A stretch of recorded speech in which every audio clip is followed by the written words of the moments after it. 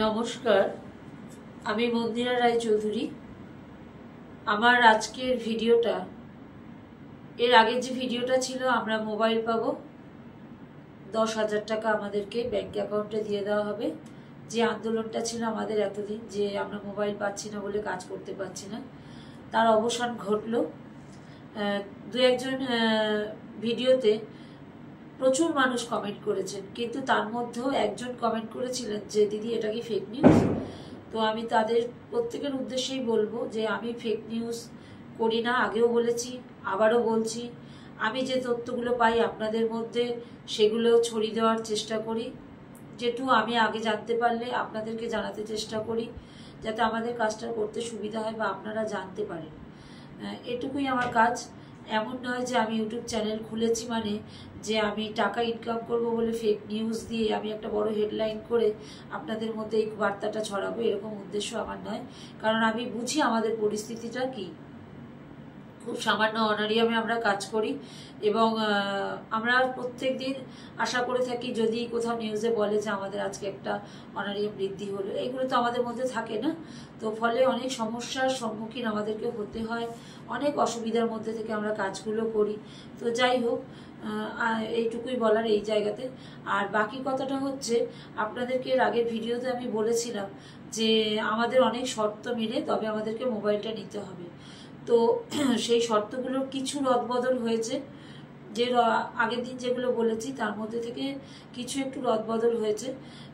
যেমন আরেকটা কথা আপনাদেরকে জানাবার, আমরা কিন্তু প্রত্যেকে মানে আজকে পর্যন্ত যারা কাজ করছি সবাই যে আমরা ফোনটা পাবো বা ফোনের জন্য টাকাটা পাবো এরকম নয়।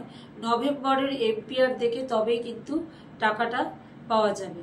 যদি কেউ অক্টোবর মাসে মানে এই মাসে রিটায়ার করে যান, মানে অর্থাৎ টার্মিনেট হন, তারা কিন্তু মোবাইলটা পাবেন না, এটা আজকের জানানো হয়েছে। আর আরও একটা বিশেষ কথা বলি আপনাদেরকে, যেরকম ধরুন আমাদের সেন্টারগুলো হলে সে লোকের বাড়ি করি, গাছতলায় করি, যাই যেখানে করি না কেন, আমাদের যেমন চাল ডাল বা আমাদের যে কন্টেনার খাতাপত্র যেগুলো এতদিন দিয়ে আসতো সেগুলো লাইব্রেরিটি যেমন আমাদের থেকে যায়, তো সেরকমই এই ফোনটাও একটা জায়গায় লেখা আছে, মানে আমাদের ফোনটাও হচ্ছে কিন্তু সেরকম একটা লাইব্রেরিটির জায়গা আর কি।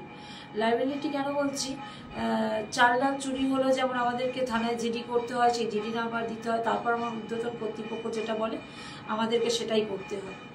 তো এই ফোন ব্যাপারটাও সেরকমই আশা করা যায়। আর সামনের দিনে শনিবার দিন এতদিন কিন্তু আমরা জানতাম আমাদের প্রজেক্টের অফিসটা বন্ধ থাকে, কিন্তু আমাদের সেন্টারগুলো খোলা থাকে ছুটি ছাড়া। তো আগামী দিনে কিন্তু প্রত্যেকটা জেলায় প্রত্যেকটা জায়গাতে সমস্ত প্রজেক্ট অফিসগুলো খোলা থাকবে। তার কারণটা হচ্ছে আমাদের রাজ্যের মুখ্যমন্ত্রী মাননীয় মমতা বন্দ্যোপাধ্যায়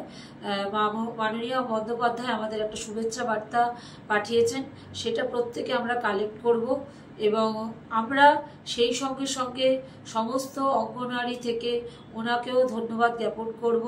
এবং দিদি আপনার কাছে করজোড়ে বলবো, আমরা নবান্নে পৌঁছাতে পারছি না, আমরা যারা সোশ্যাল মিডিয়া আন্দোলন করছি আমরা ঘরে বসে আপনার কাছে শুধু কেবলমাত্র বার্তাটাই পৌঁছাতে চাইছি।